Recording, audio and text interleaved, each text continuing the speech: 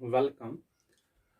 आज हम बात करेंगे प्रोबेबिलिटी ऑफ एन इवेंट और टाइप्स ऑफ इवेंट्स की। तो बेटा, जब भी हमें किसी इवेंट की प्रोबेबिलिटी फाइंड करनी हो, याद रहे हमें दो चीज़ों की ज़रूरत पड़ती है। एक तो हुआ कि वो इवेंट कितने तरीकों से ऑकर हो सकता है, वो इवेंट कितने तरीकों से वाक़ा आ सकता है, और दूसरा उस एक्सपेरिमेंट के टोटल नंबर ऑफ आउटकम्स की। समझ आई बात? जब भी हम किसी इवेंट की प्रोबेबिलिटी हमें फाइंड करनी हो तो हमें दो चीज़ों की ज़रूरत पड़ती है। एक हो गया बेटा वो इवेंट, जिस इवेंट की हमें प्रोबेबिलिटी फाइंड करनी हो वो इवेंट कितने तरीकों से ऑकर होगा, और दूसरी बात कि उस एक्सपेरिमेंट के टोटल नंबर ऑफ आउटकम्स कितने हैं। तो ये दो चीज़ें हमें अगर पता हो तो हम एक इवेंट की प्रोबेबिलिटी फाइंड करते हैं। चलो एक एग्जांपल से स्टार्ट करते हैं कैसे किसी इवेंट की प्रोबेबिलिटी फाइंड करते हैं। And mostly probability of equally likely events की बात करते हैं बेटा। Probability of an event, probability of an event. इसके बाद हम टाइप्स ऑफ इवेंट्स पढ़ेंगे। से हम एक डाइस को रोल कर रहे हैं। अगर हमने एक डाइस को रोल किया, याद है ना कितने पॉसिबल आउटकम्स है इसके। या तो वो वाला फेस ऊपर किया आएगा जिसके ऊपर एक डॉट हो या एक लिखा हो, या 2 या 3 या 4 या 5 या 6। तो इसके सैंपल स्पेस में कितने आउटकम्स आएंगे? 6। It is a sample space of a dice rolled once. से बेटा इसी एक्सपेरिमेंट, इसी सैंपल स्पेस के रिलेटेड हम एक इवेंट लेते हैं। So we take an event of getting 1। अगर हमसे कोई क्वेश्चन पूछे what is the probability of getting a 1, कितने चांसेस है जब आप एक डाइस को रोल करोगे तो 1 निकले, कितने चांसेस है? देखो बेटा, मैंने अभी बताया किसी भी चीज की प्रोबेबिलिटी निकालनी हो तो दो चीजों की जरूरत पड़ती है। सो प्रोबेबिलिटी ऑफ गेटिंग 1, इसके लिए हमें दो चीजों की जरूरत पड़ती है। हमें पहले ये देखना है जो ये 1 इवेंट है या आउटकम है, इसके होने के कितने चांसेस है। जब हम इन डाइस को रोल करेंगे तो ये 1 कितने तरीकों से ऑकर हो सकता है। हमें 1 कितने तरीकों से मिल सकता है? ओनली वन वे। कितने तरीकों से 1 आ सकता है? जब हम एक डाइस को रोल करेंगे, अगर 1 वाला फेस ऊपर की ओर आया तो हम कहेंगे कि 1 आउटकम आया हमारा। तो कितने तरीकों से 1 आ सकता है? Only in one way. So there is only one way to get the 1। एक ही तरीके से 1 आ सकता है। अब टोटल आउटकम्स क्या है? जब हम एक डाइस को रोल करेंगे तो उसके क्या क्या पॉसिबल आउटकम्स, या तो 1 आएगा बेटा, या 2 या 3 या 4 या 5 या 6। तो इन टोटल आउटकम्स है बेटा 6। तो देयर फोर प्रोबेबिलिटी मीन्स बेटा chance of getting 1, P of 1, इसको पढ़ा जाता है बेटा probability of getting 1। Probability of 1 और probability of getting 1 is equal to the number of ways in which we can get 1, number of ways in which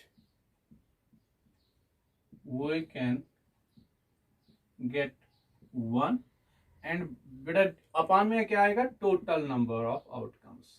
total hash बेटा indicate करता है number, total number of outcomes. अब बेटा बताओ, एक जब हम एक डाइस को रोल करेंगे तो 1 कितने तरीकों से ऑकर होगा? ओनली इन वन वे। जब फेस 1 ऊपर की ओर आएगा तो 1 अपान में टोटल नंबर ऑफ वेज कितनी है बेटा? Total number of outcomes 6। तो प्रोबेबिलिटी ऑफ गेटिंग 1 इज 1/6। समझ आई बेटा बात? अच्छा, अगर दूसरी इवेंट की बात करें, अगर दूसरे इवेंट की बात करें कि probability of getting 4। What is the probability of getting 4 while rolling a dice? जब हम एक डाइस को रोल करेंगे तो कितने चांसेस है कि 4 ऑकर होगा, इसकी प्रोबेबिलिटी बतानी है। वही बेटा, तो इसके लिए भी क्या करना है? हमें ये देखना है कि 4 कितने तरीकों से ऑकर होगा जब हम एक डाइस को रोल करेंगे। जब हम एक डाइस को रोल करेंगे तो there is only one way in which we can get 4।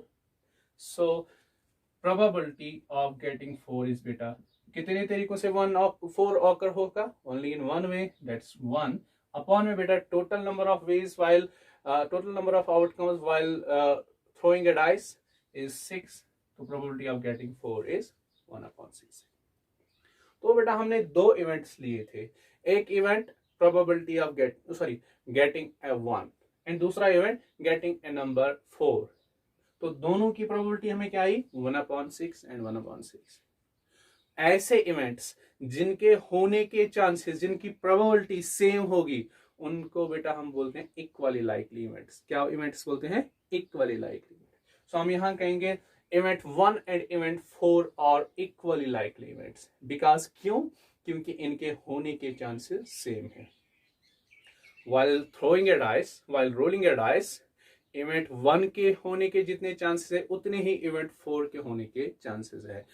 जब किसी एक्सपेरिमेंट में उसके जो एलिमेंट्री इवेंट्स होंगे, अगर उनके होने के चांसेस सेम होंगे, जितने एक इवेंट के होने के चांसेस होंगे उतने ही दूसरे, उतने ही तीसरे इवेंट के, एंड सो ऑन, उस टाइम हम बोलते हैं उस एक्सपेरिमेंट के जो एलिमेंट्री या सिंपल इवेंट्स है उनको हम कहेंगे equally likely events. Let's take one more example. What is the probability of getting an even number, beta? What is the probability of getting an even number? कितने chances है जब हम एक डाइस को रोल करेंगे तो हमारा क्या है? Even number. अब पहले आपको क्या देखना है? नंबर ऑफ वेज, ऊपर में क्या आएगा न्यूमरेटर में? Number of ways in which we can get an even number. तो देखो जब हम डाइस को रोल करेंगे, अगर 2 आया वो भी है इवन नंबर, अगर 4 आया तब भी वो इवन नंबर है, तो अगर 6 आया तब भी इवन। तो इवन नंबर हमें कितने तरीके से यहाँ ऑकर होगा? In 3। How many ways are there to get even number while rolling a dice? 3 तरीकों से बेटा इवन नंबर आ सकता है। तो इवन नंबर के होने के चांसेस बेटा क्या है? 3। अपॉन में क्या लिखते हैं बेटा? Total number of outcomes. जब हम एक डाइस को रोल करेंगे तो टोटल कितने आउटकम्स हैं? 6, 3/6, which is बेटा 1/2। One more, what is the probability of getting an odd number? What is the probability of getting an odd number? जब हम इसी डाइस को रोल करेंगे तो ऑड नंबर के होने के चांसेस कितने हैं? पहले हम देखेंगे वो ऑड नंबर कितने तरीकों से आ सकता है, कितने तरीके हैं जिनसे हमें ऑड नंबर मिल सकता है जब हम एक डाइस को रोल करेंगे। तो कितने तरीके से हमें बेटा ऑड नंबर मिलेगा जब हम एक डाइस को roll? Either we get a 1 और 3 और 5। तो कितने तरीके से हमें ऑड नंबर मिलेगा? 3 वेज। सो 3 अपॉन में क्या लिखना है बेटा? Total number of outcomes again 6, 3/6 which is बेटा 1/2। तो यहां हमने फिर से 2 इवेंट्स लिए थे, even number and odd number. So इन दोनों की प्रोबेबिलिटी क्या है बेटा? 1/2, 1/2 या 3/6, 3/6। तो इन दो events, even getting an even and getting an odd number while throwing a dice once, so इनकी प्रोबेबिलिटी क्या है? सेम। तो इन दो इवेंट्स को हम क्या कह सकते हैं? Equally likely events. तो अगर आपसे कोई पूछे आगे कि इक्वली लाइकली इवेंट्स क्या होते हैं, तो आप सिंपली बता दीजिएगा कि अगर किसी एक्सपेरिमेंट में उसके इवेंट्स की प्रोबेबिलिटी या होने के चांसेस सेम हो तो उन इवेंट्स को हम इक्वली लाइकली इवेंट्स कहते हैं। हाँ, अगर हम यहाँ इवन नंबर और 1 की बात करेंगे बेटा, जो प्रोबेबिलिटी ऑफ गेटिंग 1 था और probability of getting even number, इसकी प्रोबेबिलिटी क्या है बेटा? 1/6। इसकी प्रोबेबिलिटी क्या है? 1/2। तो इनके होने की चांसेस सेम नहीं है। तो 1 और इवन नंबर की चांसेस सेम नहीं है, इनकी प्रोबेबिलिटी सेम नहीं है, इनके होने के चांसेस सेम नहीं है, तो इनको हम कहेंगे they are not likely events, they are unlikely events. समझ आया? चलो देखते हैं बेटा। तो क्या लिखेंगे कि probability if A is any event, P of A क्या इंडिकेट करता है बेटा? Probability of A। What are the chances to get A? Okay, is equal to किसके बराबर होता है? किसी इवेंट की प्रोबेबिलिटी किसके बराबर होती है? Number, hash means number of favourable, number of, okay ये लिखेंगे, number of outcomes favorable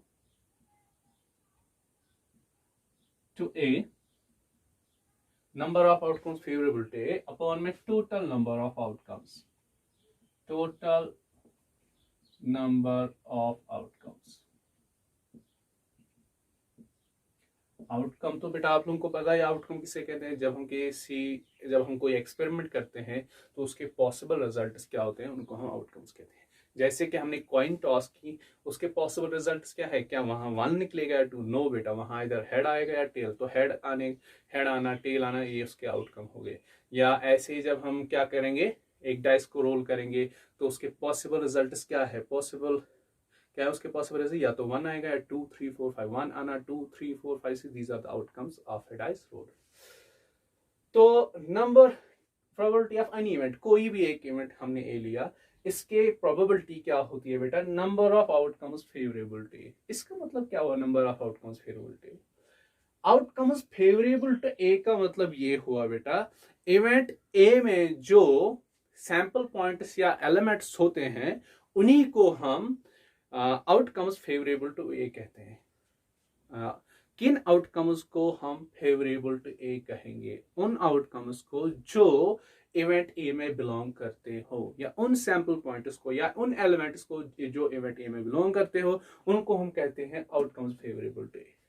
so number of outcomes favourable to A upon total number of outcomes. जब आप कोई एक्सपेरिमेंट करते हो उसके टोटल आउटकम्स कितने हैं, तो इसको हम यूं भी लिख सकते हैं, दैट इज, और probability of A is equal to number of outcomes favorable to A का मतलब है बेटा n of A। n of A means बेटा simply number of elements in event A, number of elements in event A upon total number of outcomes बेटा हुआ number of elements in the sample space of A। समझ आए बेटा, आप ये भी याद रख सकते हो, किसी इवेंट की प्रोबेबिलिटी किसके इक्वल होती है, number of elements in that event upon में number of elements in the sample space of that event. समझ आए बेटा आप। तो कभी भी आपको किसी इवेंट, बट ये किन इवेंट्स की प्रोबेबिलिटी है बेटा, इक्वली लाइकली इवेंट्स। अब किसकी बात हो गई, हमने पढ़ा प्रोबेबिलिटी ऑफ एन इवेंट। अब पढ़ेंगे टाइप्स ऑफ इवेंट्स। इवेंट्स के types of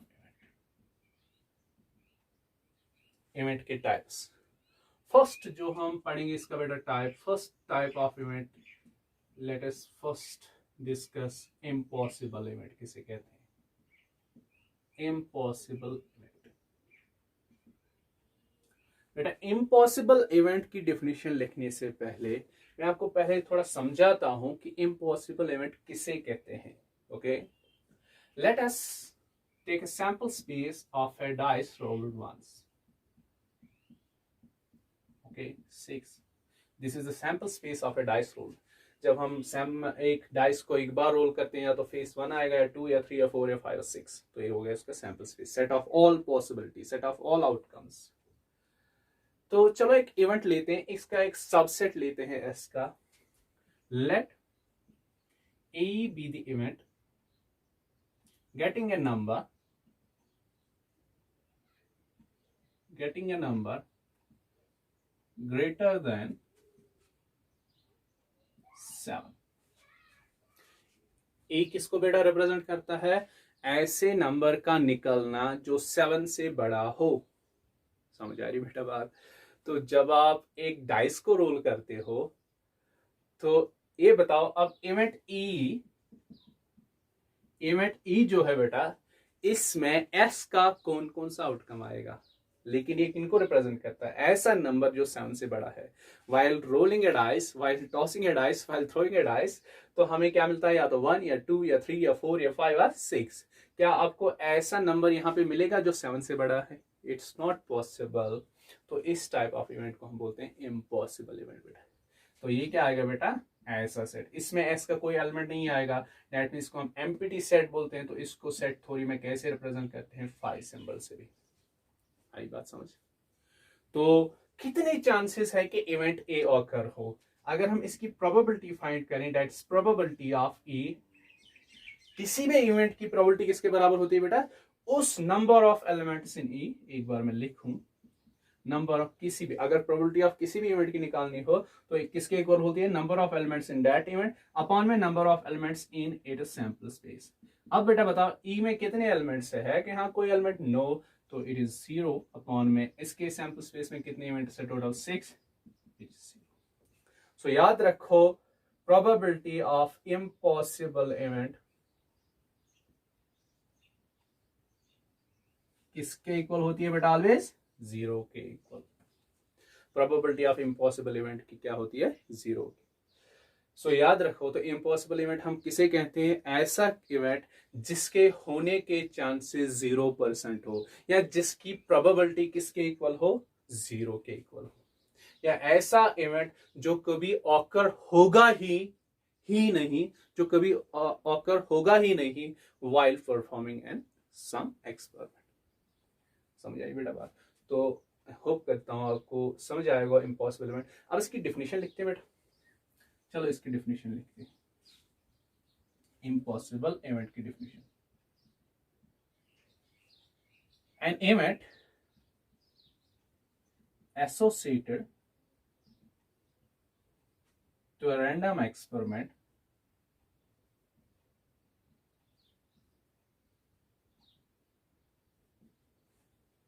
is called an impossible event. An impossible event if it never occurs,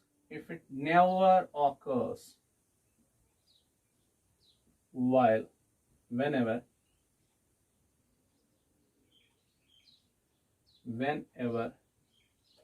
an experiment is performed.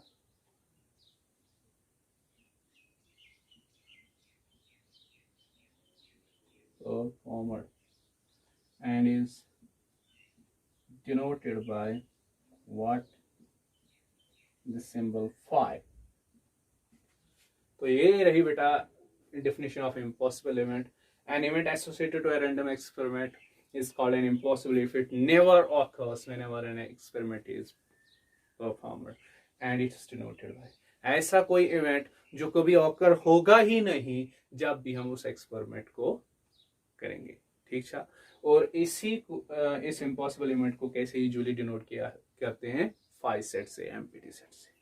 तो यही हो गया तुम्हारा इम्पॉसिबल इवेंट। तो चलो बेटा नेक्स्ट इवेंट की बात करते हैं, विच इज श्योर और सर्टन इवेंट। श्योर और सर्टन इवेंट, दूसरा इवेंट कौन सा है? श्योर और सर्टन इवेंट। चलो इसकी डेफिनेशन लिखने से पहले इसको समझें कि श्योर और सर्टन इवेंट क्या होता है। देखो बेटा फिर से एक सैंपल स्पेस हम लेंगे, सैंपल स्पेस ऑफ एक डाइस रोल्ड वंस। इसी पे आपको मैं समझाऊंगा व्हाट इज श्योर और सर्टन इवेंट। से इस एस का हम एक सबसेट लेंगे एफ से। एफ किसको रिप्रेजेंट करेगा? Get either an odd or an even number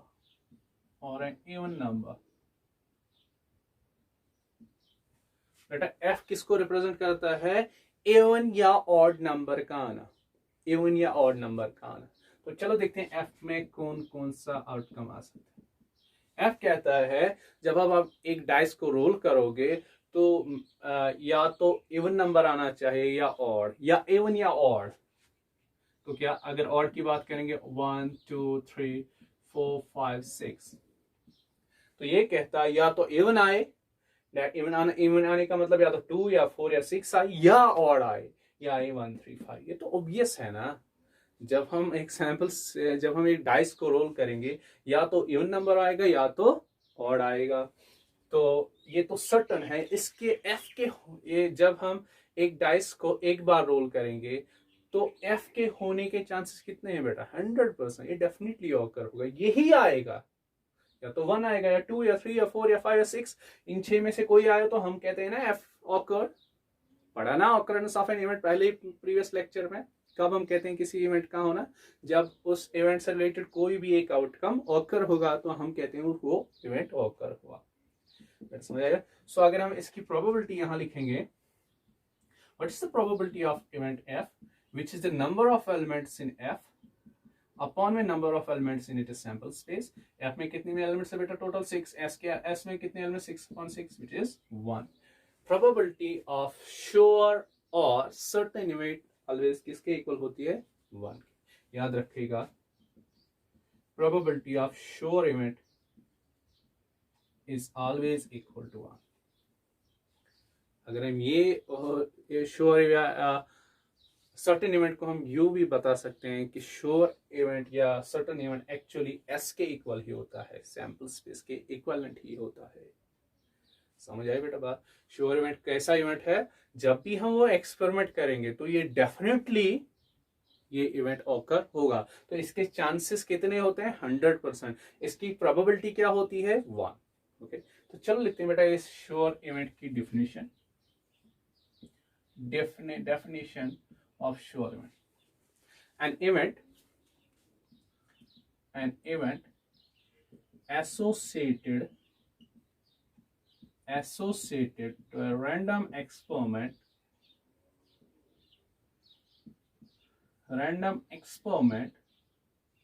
is called sure event if it always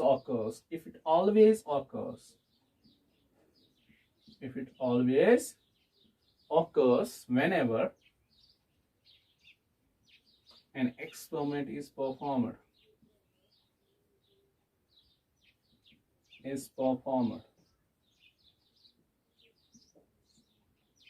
तो क्या कहता है श्योर इवेंट?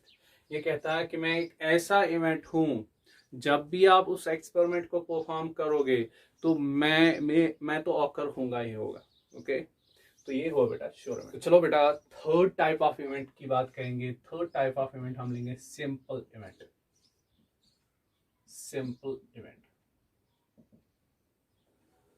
चलो फिर से सिंपल इवेंट की पहले डिफिनेशन ही लिखते हैं। ये तो सिंपल जैसा इसका नाम है, ये तो समझना भी इतना ही सिंपल है बेटा। An event containing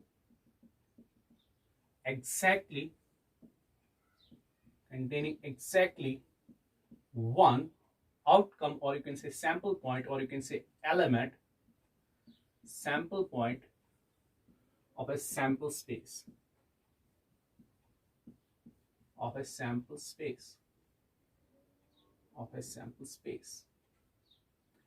is called a sample event.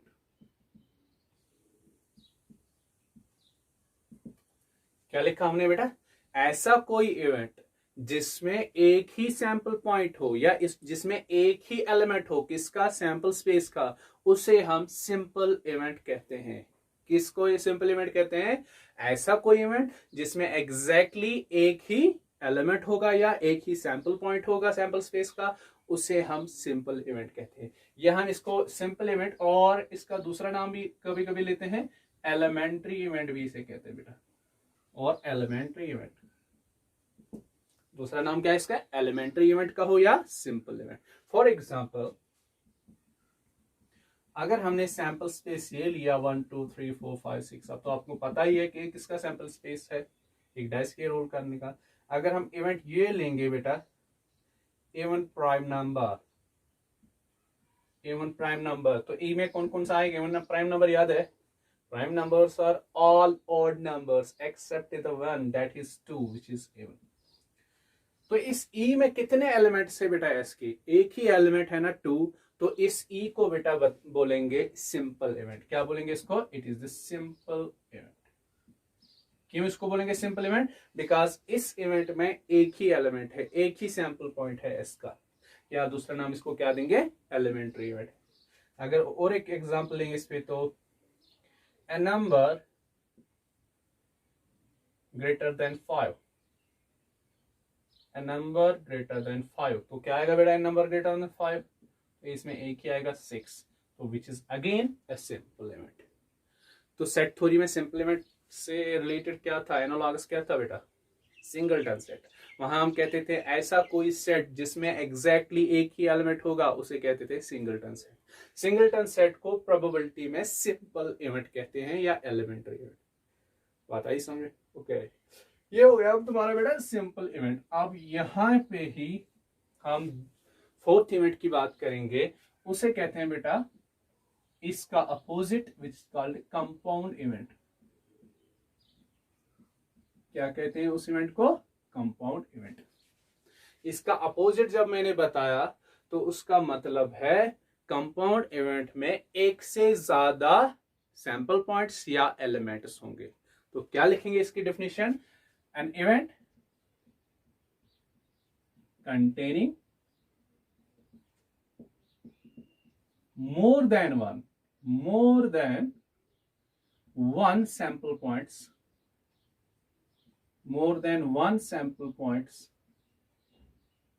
is called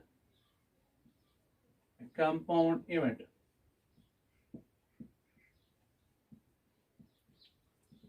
तो क्या बोला बेटा? ऐसा कोई इवेंट जिसमें एक से ज्यादा सैंपल पॉइंट्स या एलिमेंट्स हो सैंपल स्पेस के, उसको हम कंपाउंड इवेंट कहते हैं। तो अगर सिंपल टर्म्स में बात की जाए तो ऐसा कोई इवेंट जिसमें 2 या 3 या 4 या 5 या 6 या 7 या 8 या 9 या 10 एलिमेंट्स या सैंपल पॉइंट्स हो, उसे हम कंपाउंड इवेंट कहते हैं। दैट मीन्स एक या एक से ज्यादा, विच मीन्स 2 और मोर देन 2, सॉरी नॉट एक या एक से ज्यादा, मोर देन 1। ठीक है, ऐसा कोई इवेंट जिसमें 2 एलिमेंट्स हो या 2 से ज्यादा, तो उसे हम कहते हैं कंपाउंड इवेंट। अगर इस पे कोई एग्जांपल लेंगे बेटा, से एस हमने ये मान लिया 1 2 3 4 5 6, तो इस पे एक इवेंट में ई पहले लिखूंगा,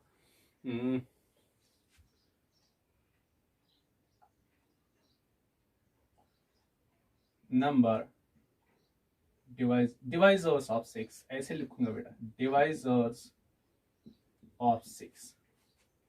ई में ऐसे एलिमेंट्स आएंगे या ऐसे सैंपल पॉइंट्स आएंगे एस के जो 6 के डिवाइजर्स होंगे। 6 के डिवाइजर्स मीन्स बेटा ऐसे नंबर्स जिनसे 6 का डिवाइड होता होगा, या ऐसे नंबर्स जिनसे हम 6 को डिवाइड करेंगे तो रिमाइंडर क्या है? 0। तो विच इज ई में कौन कौन सा आएगा बेटा? क्या 1 को 6 से 1 से 6 डिवाइड होता है? यस होता है। 1 भी आएगा, 2 भी आएगा, 3 भी आएगा, no sorry not 4 which is 6। तो इस इवेंट में बेटा कितने एलिमेंट से सैंपल पॉइंट है? एक से ज्यादा है ना, इसमें कितने हैं? 1 2 3 4, 4 एलिमेंट्स है, इसमें 4 सैंपल पॉइंट्स है, तो इसको हम कहते हैं कंपाउंड इवेंट। बेटा समझ आई बात? कंपाउंड इवेंट ऐसा इवेंट है जिसमें एक से ज्यादा एलिमेंट्स होंगे। सिंपल इवेंट ऐसा इवेंट है जिसमें एग्जैक्टली एक ही एलिमेंट होगा। चलो बेटा आप नेक्स्ट इवेंट की बात करेंगे, 5th type of event which is called mutually exclusive event। तो ये बेटा इंपॉर्टेंट है, आगे प्रोबेबिलिटी में इसका यूज आएगा, आगे इसका यूज होगा, मीन्स इसकी बात फ्रीक्वेंटली होगी प्रोबेबिलिटी में आगे। हाँ चलो ध्यान दीजिएगा। हो गया बेटा mutually exclusive events. It's not बेटा इवेंट, 2 इवेंट्स को हम म्यूचुअली एक्सक्लूसिव कहते हैं। पहली बात, इट्स नॉट सिंगल इवेंट, हम 2 इवेंट्स को क्या कह सकते हैं? Mutually exclusive. चलो देखते हैं, पहले समझेंगे कि म्यूचुअली एक्सक्लूसिव इवेंट्स किन्हें कहते हैं, फिर मैं इनकी डिफिनेशन लिखाता हूं। से हम एक सैंपल स्पेस लेंगे, ये वाला HT वाला। क्या है ये? किसका सैंपल स्पेस है? कॉइन टॉसर वंस, जब एक बार हमने कॉइन को उछाला। इसके मैं 2 इवेंट्स लूंगा, 2 सबसेट्स लूंगा, getting an head and F इसका दूसरा सबसेट या इवेंट लूंगा, getting a tail, sorry not tail. तो E में क्या आएगा बेटा? हेड निकलना। F में क्या आएगा? टेल निकलना। तो अगर हम यहां बात करें E एंड F और सिंपल इवेंट्स ऑल्सो। तो चलो बेटा मुझे ये बताओ, से हमने एक कॉइन को टॉस किया, टॉस करने पर हमने देखा आउटकम क्या है? वो आया ई आउटकम, मतलब हमारा जो यहाँ पे पॉसिबल रिजल्ट आया वो आया ई। इवेंट ई ऑकर हुआ। इवेंट ई का ऑकर होना मतलब कि हेड आया। अगर हेड आया तो क्या पॉसिबल है इसी केस में, इसी पर्टिकुलर ट्रायल में टेल आएगा? फिर से एक बार मैं बताऊंगा, क्या ये पॉसिबल है जब हम एक बार कॉइन को टॉस करेंगे, अगर हेड आया तो क्या टेल आने के चांसेस कितने हैं? 0। ऐसे ही अगर हमने कॉइन को टॉस किया, फिर अगर टेल आउटकम आया तो हेड आने के कितने चांसेस है बेटा? 0। तो यहाँ से क्या पता चलता है आप लोगों को कि अगर हमने कॉइन को टॉस किया, फिर अगर आउटकम हेड आया, तो ये टेल होने के चांसेस बिल्कुल क्लोज करता है। जब हेड कहता है जब मैं आऊंगा, तो टेल तुम नहीं आ सकते हो। ऐसे ही टेल कहता है अगर मैं आया तो तुम्हें मैं आने नहीं दूंगा। सिंपल बात समझो बेटा। ऐसे दो इवेंट्स जिनमें अगर एक ऑकर हो गया, जिनमें एक अगर हमारा आउटकम आया, तो वो कहता है दूसरे इवेंट के तुम्हारे चांसेस बिल्कुल मैं जीरो कर दूंगा, तुम्हें मैं आने नहीं दूंगा, तुम्हें मैं होने नहीं दूंगा। मेरा बात समझ आ रही है? म्यूचुअली एक्सक्लूसिव इवेंट किसे कहते हैं? दो इवेंट्स को हम तब म्यूचुअली एक्सक्लूसिव कहते हैं जब एक इवेंट दूसरे इवेंट के होने के चांसेस जीरो कर दे, या जब एक इवेंट दूसरे इवेंट के होने के चांसेस बिल्कुल क्लोज कर दे। तो या इन शॉर्ट हम ये कहें तो दो इवेंट्स को तब म्यूचुअली कहेंगे जब वो दोनों एक साथ ऑकर नहीं होंगे। Are you getting me? Two events are said to be mutually exclusive if they can't occur simultaneously. जब वो एक साथ ऑकर नहीं होंगे, ऐसे दो इवेंट्स को हम क्या कहते हैं? म्यूचुअल। क्या ये दो इवेंट्स म्यूचुअली एक्सक्लूसिव है बेटा? अगर हम एक कॉइन को टॉस करें, क्या ये पॉसिबल है कि उसी टाइम हेड भी ऑकर हो, उसी टाइम टेल भी ऑकर हो? नहीं, इट्स नॉट पॉसिबल। सो इन दो इवेंट्स को क्या कहेंगे बेटा? Mutually exclusive events. समझ आ रही बेटा? तो सेट थ्योरी में अगर इन सेट थ्योरी में अगर आपको जानना हो विथ यूजिंग सेट थ्योरी कि कौन से दो इवेंट्स म्यूचुअली एक्सक्लूसिव होते हैं, तब हम कहते हैं बेटा ये इनका इंटरसेक्शन। क्या करते हैं? इंटरसेक्शन। मीन्स अगर आपको इवेंट्स गिवन दिए हो, तो आप ये जानना चाहते हो क्या वो दो इवेंट्स म्यूचुअली एक्सक्लूसिव है कि नहीं। यूजिंग सेट थ्योरी, तो आप उन इवेंट्स के बीच में क्या लगाओगे? इंटरसेक्शन। इंटरसेक्शन मीन्स बेटा find common elements of E and F. E and F, यहां बेटा देखो ई एंड एफ में कोई कॉमन एलिमेंट है? ऐसा कोई सैंपल पॉइंट है जो यहाँ ई में भी है और एफ में भी है? नहीं कोई ऐसा। तो ये किसके बराबर आएगा? 5 के बराबर। तो किन दो इवेंट्स को हम कहते हैं म्यूचुअली एक्सक्लूसिव? जब उनका इंटरसेक्शन किसके इक्वल आएगा बेटा? 5 के बराबर, एमपीटी सेट। इन्हें हम सेट थ्योरी में डिसजॉइंट सेट्स कहते हैं। डिसजॉइंट सेट्स अगर याद आए तो, two sets are said to be disjoint if they have no common element. तो यही बेटा प्रोबेबिलिटी में दो इवेंट्स को, दो डिसजॉइंट सेट्स को म्यूचुअली एक्सक्लूसिव इवेंट्स कहते हैं। समझ आई बात? Two events are mutually exclusive if their intersection is the empty set, or you can say two events are mutually exclusive if they can't occur simultaneously. या दो events mutually exclusive तब है जब एक इवेंट की ऑकरेंस दूसरे event की occurrence close करती है। ओके, चलो बेटा इसकी डेफिनेशन लिखते हैं। कुछ और एग्जांपल, वन मोर। चलो और एक एग्जांपल देंगे। S equals to 1, 2, 3, 4, 5, 6. ओके, तो अगर इसमें मैंने एक इवेंट लिया बेटा ऐसा, डायरेक्टली लिखूंगा मैं 1, 3, 5। दूसरा इवेंट, दूसरा सबसेट लूंगा मैं 2, 4, 6। सिंपल। अगर आप गौर से देखो, A is the event of getting an odd number, B is the event of getting an even number. So क्या बेटा A and B are exclusive? Are these two events mutually exclusive? तो simple है, अगर ये कहता है ए का होना बेटा हुआ ऑड नंबर निकलना, बी की ऑकरेंस होना इवन नंबर निकलना। अगर आपने एक डाइस को रोल किया, अगर ऑड नंबर आउटकम आया तो that means event A occur हुआ। अगर ऑड नंबर रिजल्ट आया तो क्या हम कह सकते हैं बी ऑकर होगा? नो, बी का ऑकर होना बेटा इवन नंबर आना हो गया।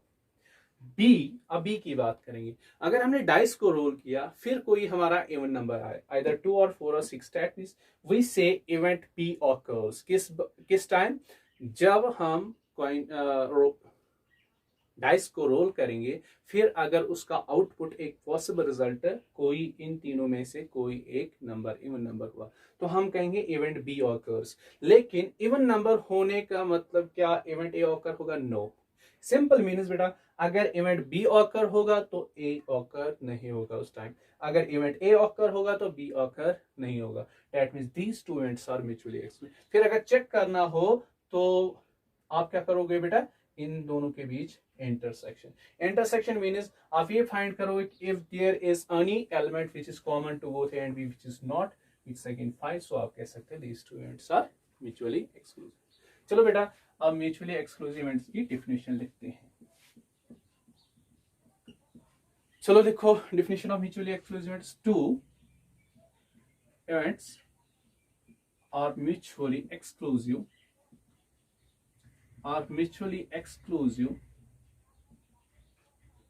if occurrence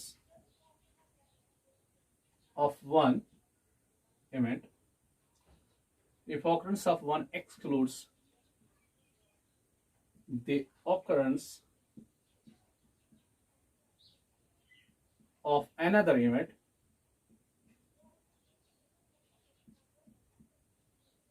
that's they cannot occur simultaneously.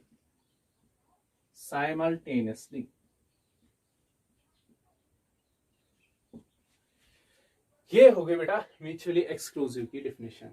हम कहते हैं दो इवेंट्स को तब mutually exclusive if occurrence of one excludes the occurrence of another, or that is they cannot occur. Two events are mutually exclusive if occurrence of one excludes the occurrence of another event, that is they cannot occur simultaneously। ये हमने अभी तक बात की। Next जो है हमारा type of event is called exhaustive events. Exhaustive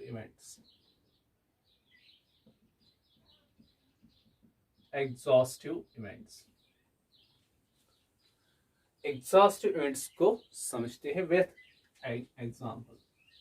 से हमारा सैंपल स्पेस है ये 5 और 6। मैं यहाँ इसके कुछ इवेंट्स ले रहा हूं नीचे। Let E is the first event 1 3, F is one more 2 3 4 and और एक इवेंट लूंगा G जिसमें मैं लूंगा 1 5 6। बेटा मैंने S के 3 सबसेट्स यहाँ लिए, यहाँ पे भी मैं इसके 3 सबसेट्स ले रहा हूं। से A एक इसका सबसेट लिया 1 2, B लिया 1 3 5 एंड C लिया 2 5 6। ओके बेटा सैंपल स्पेस S के मैंने टोटल 6 सबसेट्स 6 इवेंट्स बनाए, 3 एक साइड में रख दिए 3 दूसरे से। चलो बेटा इन ये वाले 3 इसके इवेंट्स है, इनका मैं यूनियन कर लूंगा। E union F union G। और अगर आपकी वो सेट थोड़ी याद हो, यूनियन का मतलब होता है combine elements. Simple E union F union G means बेटा combine elements of event E, event F and event G। तो कर लो इनके इवेंट्स एलिमेंट्स को कंबाइन सैंपल। तो 1 है इसमें 1 आएगा, 3 है या 2 को मैं लिखूं 3 है।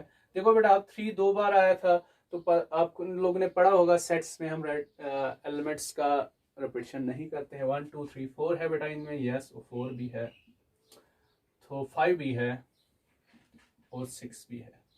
ओके जो इन 3 इवेंट्स का मैंने यूनियन कर दिया वो किसके इक्वल आएगा बेटा 1 2 3 4 5 6 which is exactly equal to this sample space के। अब देखते हैं इन ABC इन 3 इवेंट्स का यूनियन या सबसेट्स का union. A union B union C 1 है प्रेजेंट तो 1 लिखेंगे, कंबाइन करेंगे एलिमेंट्स को 2 भी है 3 भी है।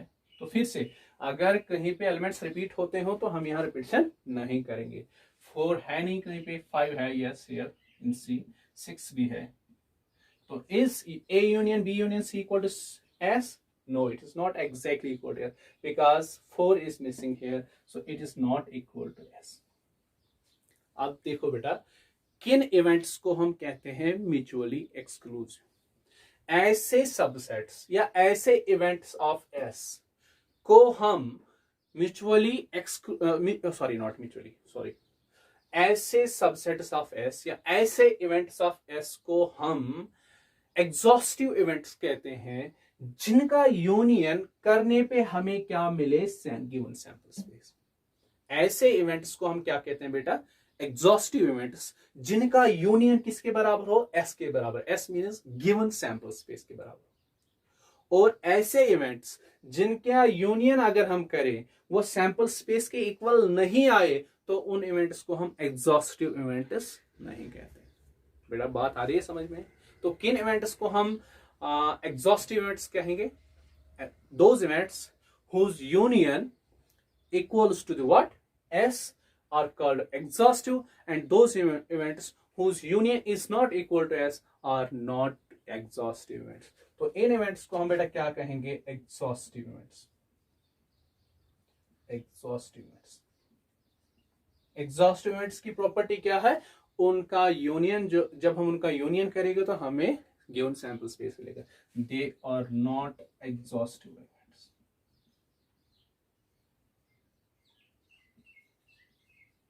बेटा समझ आई बात? सिंपल। तो एग्जॉस्टिव इवेंट्स के लिए आप क्या याद रखोगे, ऐसे टू और more than two events of given sample space are called exhaustive if their union is their given sample space.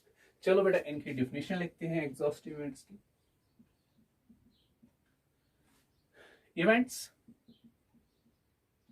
से E1, E2, so on, En से हमने कितने इवेंट्स यहां लिए, n इवेंट्स या n सबसेट्स ऑफ से of the given sample space S। Events E1, E2 and so on up to n of sample space S are mutually exhaustive events are called exhaustive events are called, आप यहां से बेटा लिख सकते हो called, are called exhaustive events if their union, इनका union करेंगे बेटा E1 union E2 union and so on up कहां तक En equals to what, S। अगर हमारे पास कितने भी सबसेट्स ऑफ S हो, अगर हम उनका यूनियन करेंगे, यूनियन करने पे अगर बेटा सैंपल्स यूनियन हमारा क्या है, किसके इक्वल आए, सैंपल स्पेस के इक्वल, तो हम उन इवेंट्स को गिवन सैंपल स्पेस के क्या इवेंट्स बताएंगे, एग्जॉस्टिव इवेंट्स। चलो बेटा ये हो गए हमारे टाइप्स ऑफ इवेंट्स। आगे हम कुछ और टाइप्स भी पढ़ेंगे, लेकिन वो उन एक्सरसाइज पे में ही पढ़ेंगे जिनसे वो ज्यादा रिलेटेड है, जैसे कि इंडिपेंडेंट और डिपेंडेंट इवेंट्स।